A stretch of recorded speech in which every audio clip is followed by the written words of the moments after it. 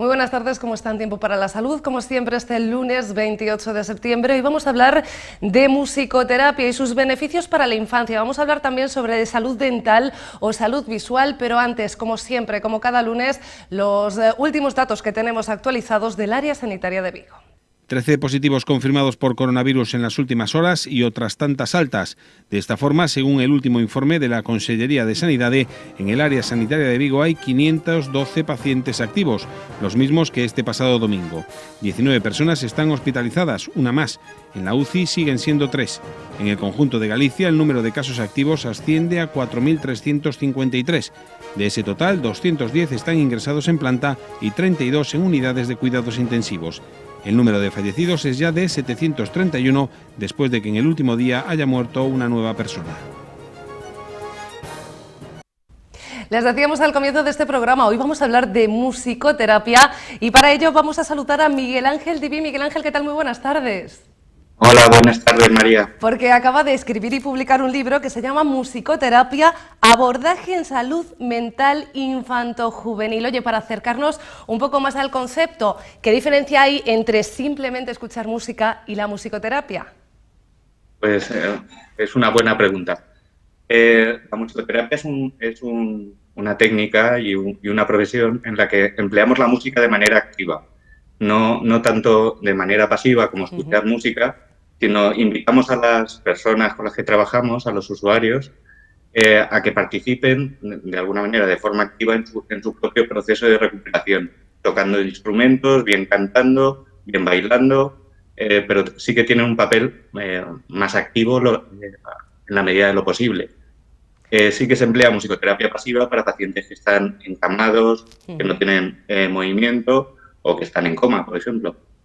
¿Qué beneficios puede tener la música? ¿Según para quién?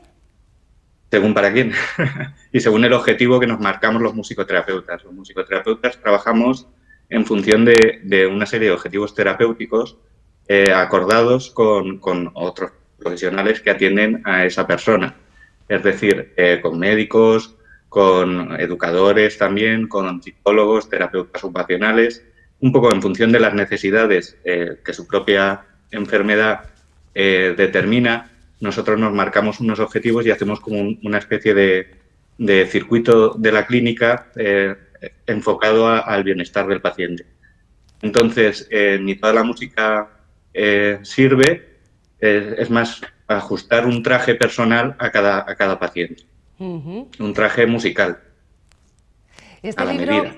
Este libro creo que lo hemos podido ver en pantalla, yo no lo tengo aquí físicamente, acaba de salir a la calle y yo creo que es una especie de manual, pese a que siempre necesitamos un experto entre la terapia y nosotros. Sí es cierto que nos podéis desvelar a través de estas páginas las ventajas y también algunos métodos, ¿no? Sí, bueno, este libro lo he enfocado un poco como una pequeña sinfonía de ideas, sí, de mi recorrido de más de 20 años aplicando la clínica en salud mental infanto-juvenil con niños y con adolescentes, en centros terapéuticos, en centros cerrados o en centros de salud mental. Entonces, este libro, como comentaba, es una sinfonía de ideas. De hecho, los capítulos, en lugar de nombrar los capítulos, los he llamado movimientos, sí, como si fuera una pequeña sinfonía o una ópera con sus arias y con sus pasajes. Entonces, con lo que pretendo con ellos, hilar un poco la investigación en musicoterapia, la práctica clínica y el desarrollo también en el discurso político y social.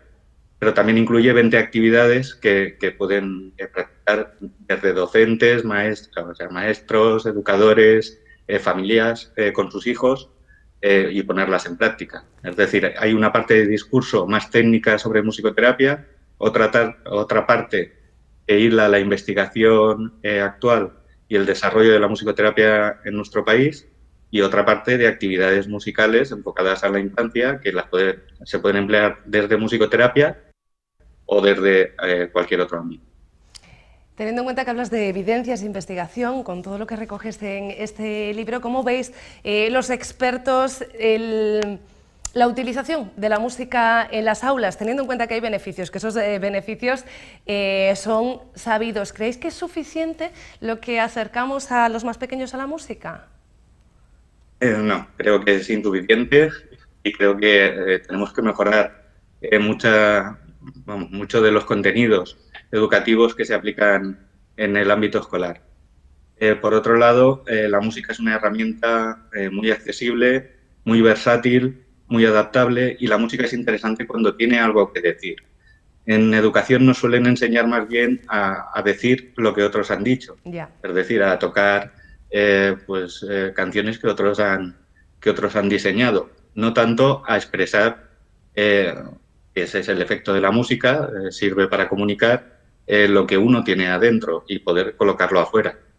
Entonces, en educación faltaría un poco eso y otras cosas, pues como por ejemplo emplear el uso de otros instrumentos, no exclusivamente la flauta. Hay una gran variedad de instrumentos musicales que se podrían aplicar al aula y que ayudarían mucho a manejar emociones en el aula, emociones negativas de esta vuelta al cole debido a la pandemia, y poder darles una salida y una sublimación un poco emocional a todo este tema que viendo nuestros hijos. Siempre hay incluso frases, hay refranes relacionados con la música y el estado de ánimo, como aquello de que la música amansa a las fieras. Hay estudios también que relacionan la música incluso con el desarrollo intelectual. Entiendo que más allá de la terapia, el estar cerca de la música y incluso el aprender a llegar a tocar música, a crearla, como tú decías, puede ser importante para el desarrollo del menor y para el desarrollo de su cerebro también. Sí, hay numerosas investigaciones que hablan de la eficacia en el desarrollo cerebral de los niños y de los adultos. Cualquier edad es buena para aprender a tocar un instrumento, para cantar, para bailar, para moverse y para utilizar la música como un elemento más humano dentro de nuestra vida cotidiana. Entonces, hay muchísimas investigaciones, sobre todo de música y cerebro, que relacionan pues, la rehabilitación también de áreas neurológicas en personas que han sufrido daño cerebral, por ejemplo, personas que están en coma, que también pueden se observa como, Sí. vamos, como la frecuencia y la actividad cerebral se modifica solo con el sonido. Se ha empleado también para disolver las piedras del riñón con los ultrasonidos. Vaya. El sonido es una herramienta terapéutica muy, muy poderosa. Oye, y en relación con los sentimientos, aquellos que somos duros de oído, no tiene nada que ver de que tengamos algún problema emocional, ¿verdad? No, desde luego. No. Bueno, yo con esto me quedo un poquito más tranquila porque oído, yo de eso no tengo. En todo caso, sí que tengo este libro que recomiendo, Musicoterapia, abordaje en salud mental infanto-juvenil, de Miguel Ángel Diví. Miguel Ángel, muchísimas gracias por atendernos. Muchísimas gracias, María. Buenas tardes. Un abrazo enorme. Un Despedimos abrazo. a Miguel Ángel, pero nosotros continuamos en esta guía de la salud y vamos a hablar ahora de salud visual. Ópticas Contalén patrocina esta sección. Enrique Valcárcel, Ópticas Contalén, ¿qué tal? Muy buenas tardes. Hola, muy buenas. Seguimos hablando de problemas de visión y vamos a hablar hoy de hipermetropía y vista cansada o presbicia. Efectivamente, bueno, hipermétropes, teóricamente todo el mundo cuando nace es hipermétrope. Nuestra cabeza es pequeña, la capacidad craneal es pequeña, el ojo es pequeño y ese ojo puede ser hipermétrope. De hecho, en críos normalmente con 3, 6 meses, cuando el crío está con hambre, tiene los pañales sucios, llora mucho, se le hace esquiascopia y nos puede dar unas miopías, miopía, de aproximadamente 6-8 dioptrías. Este crío se le da la toma, se le cambian los pañales, se limpian, se relaja, se le vuelve a hacer esquiascopia y nos puede estar dando una hipermetropía de 6 dioptrías. La elasticidad que tiene el ojo en esas edades es muy grande. Entonces, esa hipermetropía va a ir desapareciendo poco a poco en el paso de los años. Lo que sí tenemos es que valorar es si está alterando las funcionalidades visuales. Si hay una hipermetropía de 1 dioptría, 1,5, que se dice, bueno, es un crío, no no es necesario corregirla, 0,75, pero si nosotros analizamos el comportamiento de ese ojo y vemos que está haciendo una hipertonicidad en visión de cerca y está pudiendo hacer visión en espejo cuando el crío está leyendo y le está dificultando la lectura, no hay más remedio que ponerle unas gafas hasta que esa hipermetropía, hasta que esa cabeza crezca, el ojo se expanda y entonces, de hecho, aparezca la hipermetropía y luego ya esas gafas se pueden retirar. Hay otras hipermetropías más importantes que muchas veces vienen acompañadas de astigmatismos, que estas ya perduran en el tiempo, ¿no? Aunque crezcan, van a disminuir, aunque crezca el individuo, van a disminuir, pero no van a desaparecer. Entonces, esta persona va a seguir utilizando gafas pues toda la vida, gafas o lentes de contacto. Luego tenemos lo que normalmente se denomina vista cansada o presbicia. La vista cansada aparece a partir de los 40 años porque la musculatura de nuestro ojo ya es incapaz de hacer acomodar el cristalino. El cristalino es una lente del tamaño de una lenteja aproximadamente que tenemos detrás situado justo del iris y tiene un músculo que se llama músculo ciliar que lo envuelve como si fuera una faja. Entonces, cuando nosotros miramos de lejos y los ojos están paralelos, ese músculo está totalmente relajado y no somete presión al cristalino. Cuando nosotros enfocamos en cerca y miramos un punto próximo, entonces al mismo tiempo que hay esa convergencia, se produce una acomodación para poder enfocar a ese objeto que estamos o queremos ver a 35, 40 o 50 centímetros. Entonces, si con el paso de los años nuestra musculatura del ojo pierde tono, como todos los músculos de nuestro cuerpo, y encima el cristalino se endurece, ocurre que ya no es capaz de poder enfocar a ese objeto que tiene, pues eso, a unos 50 centímetros, 40 centímetros o el móvil a 28 centímetros, ¿no? Entonces ahí no necesitamos obligatoriamente pues darle una ayuda mediante una gafa o unas lentes de contacto progresivas con visión de lejos y cerca para poder enfocar perfectamente lo que tiene en lejos y lo que la actividad que está desarrollando, su trabajo, su lectura, costura o el trabajo que tenga que realizar en cerca. Enrique, yo todavía no tengo 40 años, no lo podré decir por mucho tiempo, pero de momento lo puedo decir, pero ya desde hace muchos años, yo soy una persona, por ejemplo, que madruga mucho, yo me levanto a las 5 de la madrugada para hacer los informativos matinales de Radio Vigo, mi ojo no está igual esos días de semana cuando madrugo tanto, de hecho a mí lo que me cuesta es ver de lejos, se me agudiza la miopía, que los fines de semana que consigo dormir un poquito más. ¿Esto ya no le podríamos llamar vista cansada? Vamos a ver, una cosa, digamos, es presbicia, otra cosa es vista cansada. Estadísticamente se ve que a partir de los 40 años aparece la presbicia. ¿Qué ocurre? Que esto no es que cumplimos 40 años y nos cae una guillotina y al día siguiente ya tenemos presbicia, ¿no? Va a aparecer a partir de los 40. Si una persona tiene una actividad de lejos, yo que sé, un comercial que se pasa muchas horas al volante, que solamente para cada media hora para tomar sus notas de pedidos y tal, pues esta persona a lo mejor llega a los 48 o 50 años y dice que se defiende perfectamente de cerca. Claro. Ahora, si tenemos otra persona que su actividad es de despacho, y trabaja pues un pasante de notario, donde está todo el día delante del ordenador y tal, pues esta persona a lo mejor con 41 años y ya hay una pequeña hipermetropía anterior, con 41 años ya se nos presenta diciendo que es que se cansa, que le pican los ojos cuando está delante del ordenador y que no está cómodo. Entonces a esta persona no hay más remedio que ponerle ya unas gafas. Luego, el ojo, pues efectivamente el ojo forma parte de nuestro organismo, entonces unos días puede estar más cansado, otros días está menos cansado. Esto, si uno se acuesta tarde, duerme poco, pues al día siguiente te vas a levantar muy cansado, con los ojos rojos, vas a intentar leer y te va a costar enfocar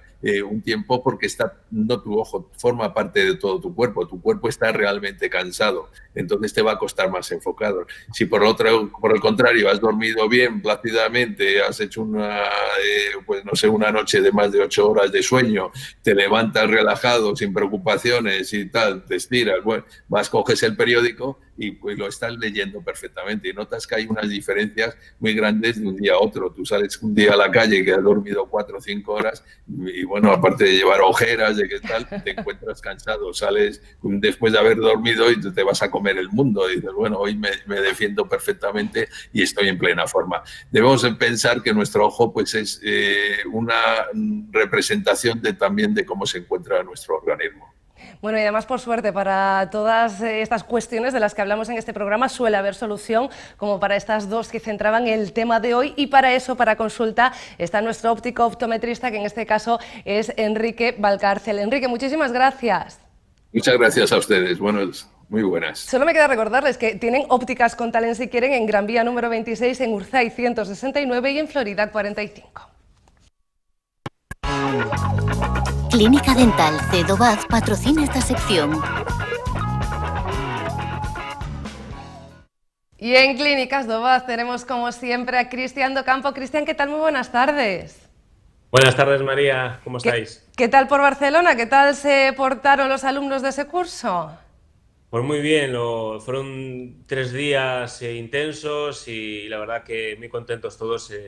Han aprendido muchas cosas dentro de la odontología digital y guay. Fue una experiencia muy bonita para todos.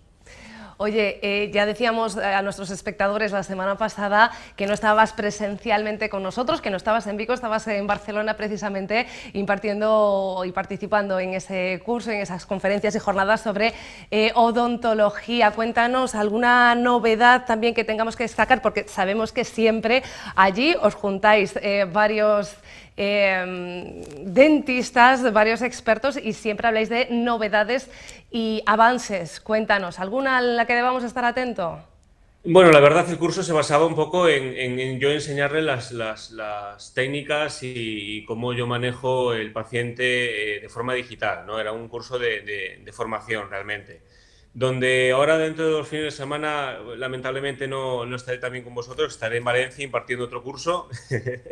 Entonces, pues ahí sí que vamos a probar el Naviden, que es la cirugía navegada por ordenador, que es la máquina que hemos hablado hace 2 lunes pasados. Ahí estaré probando la máquina, estaré impartiendo el curso igualmente, pero bueno, ya empezaré a probar esa máquina para ya un poco conocerla más a fondo y ya en breve pues traerla aquí a Vigo para que todos los vigueses la puedan bueno, pues beneficiarse de esa técnica. Oye, hablando de máquinas y de nuevas tecnologías, que me han contado un pajarito que tenéis aparatejo nuevo en la clínica y yo no tengo muy clara de para qué sirve. Bueno, pues hoy vamos a hablar un poco de un aparato que es el Magnetic Maget. Lo distribuye Sweden Martina, que es obviamente la casa de implantes que estoy colocando. Y el aparato lo que es como si fuese un percutor. Es un percutor que da una energía muy concentrada en un punto. He traído 2 vídeos ahí, por ejemplo, vamos a ver el primero. Entonces, ese aparatito tiene como unos... ahí vemos el vídeo, ¿no? Tiene unos insertores que lo que, por un lado, pues lo usamos para hacer extracciones dentarias. Ahí vamos a ver los insertores, vemos ahí las paletillas, como bueno, pues instrumentos convencionales, y lo que hace que el aparato, al dar un percutor, lo que hace es que se introduce dentro de la raíz y totalmente las extracciones que son complejas se convierten en simples y lo simple se convierte en una anécdota, ¿no? Entonces, la verdad que sobre todo es un aparato muy fácil de hacer una extracción tipo como la que vemos, que es un resto radicular, que no es muy fácil de quitarlo convencionalmente, y lo que hace el aparato es se introduce dentro del hueso totalmente atraumático, el paciente no sufre el golpe y lo que hace es que reblandecemos esa raíz compleja para quitarla y sale con mucha facilidad. Con lo consiguiente, nada, al no ser traumático, el paciente pues, no tiene apenas dolor, no inflama y la extracción se hace, pues ya digo, lo fácil se convierte en una anécdota y lo difícil se convierte en fácil, ¿no? Que es lo importante. A mí lo que me interesa es que el paciente no sufra en un acto como ese tipo de extracción que siempre es un poco traumático y la extracción, bueno, pues se realice con éxito. Paralelamente, pues también se usa para hacer elevaciones de seno. La elevación de seno son unas cavidades que tenemos aquí en el maxilar que muchas veces, bueno, pues si el paciente tiene una falta de dientes de muchos años de evolución, por lo que conseguimos, o lo que tiene el paciente es poco hueso, entonces lo que hacemos es una elevación atraumática, es decir, sin acceder de forma poco traumática al seno, y lo que hace que con el aparato es que vamos condensando el hueso y vamos elevando esa membranita que se ve ahí, que se está elevando, que es la membrana del seno, y posteriormente pues colocamos injerto óseo, como vemos ahí en partículas, y después, bueno, pues colocamos un implante.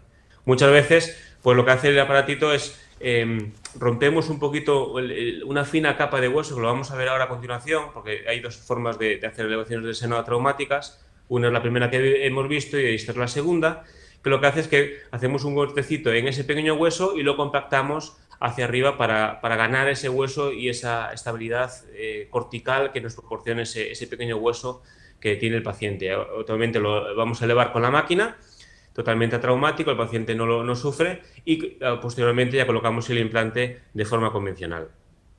Este aparato, claro, los pacientes dicen, pero ¿cómo es posible que sea una máquina o un procedimiento traumático si lo que me estás dando son golpecitos? Pero claro, son unos golpes muy concentrados en un punto que el paciente, bueno, pues, hombre, yo le digo, pues mira, va a notar un golpecito en 3, 2, 1, ¡pum! Y el paciente, bueno, nota algo, pero no es un procedimiento tan traumático como, por ejemplo, las elevaciones del seno traumáticas que pueden hacer a muchos compañeros. Lo que hacemos es que con un martillo quirúrgico le estamos dando golpes al paciente, que eso muchas veces pues, puede producir crisis de vértigos paroxísticos y el paciente sí que sufre. Con este aparato no sufre automáticamente nada a la hora de hacer una extracción o la elevación de seno, que ya digo que lo complejo se convierte en fácil y lo fácil en una anécdota. Oye, beneficios para el paciente sin duda y entiendo que también para vosotros, ¿no? Para los dentistas que, bueno, una intervención más complicada se convierte en una intervención, como dices tú, más sencilla y sobre todo que evitamos seguir generando ese temor a los dentistas que existían en décadas pasadas y que precisamente eran por procedimientos como estos cuando se hacían de forma manual, ¿no? Claro, es que lo importante es que si tú tienes un aparato que te facilita el trabajo y lo haces con más seguridad, obviamente este aparato hay que tener un entrenamiento, porque si estás percutiendo en zonas pues, no deseadas puedes hacer un problema, ¿no? Si tienes un entrenamiento y conoces la máquina y bueno, pues el procedimiento en sí, pues claro, obviamente estás trabajando de forma segura y estás evitando que las complicaciones quirúrgicas que pueden existir pues sean mínimas y que el paciente, bueno, pues no tenga problemas de inflamatorios indeseados y todos los problemas que podemos conseguir. Porque podemos, a veces hacemos una expansión ósea y a veces podemos tener fracturas óseas innecesarias que con este aparato, al ser muy concentrado, esa energía que disparamos en esa zona, pues a veces evitamos esas complicaciones. Bueno, yo desde que conozco a Cristian Docampo no tengo miedo al dentista, espero que ustedes tampoco y espero, Cristian, tenerte todavía así el próximo lunes aquí en Vigo. El próximo lunes estaremos, el siguiente ya no, que estaré en Valencia impartiendo ese curso tan maravilloso de odontología digital. Para la siguiente ya hablaremos, por lo pronto nos despedimos hasta el próximo lunes, un abrazo enorme. Venga, un beso a todos, hasta luego. Señores, y a ustedes lo mismo, yo me despido, bueno, este programa se despide hasta el próximo lunes, yo si quieren los veo mañana entre 2:30 y 3 también, pero ya en plato abierto, un beso.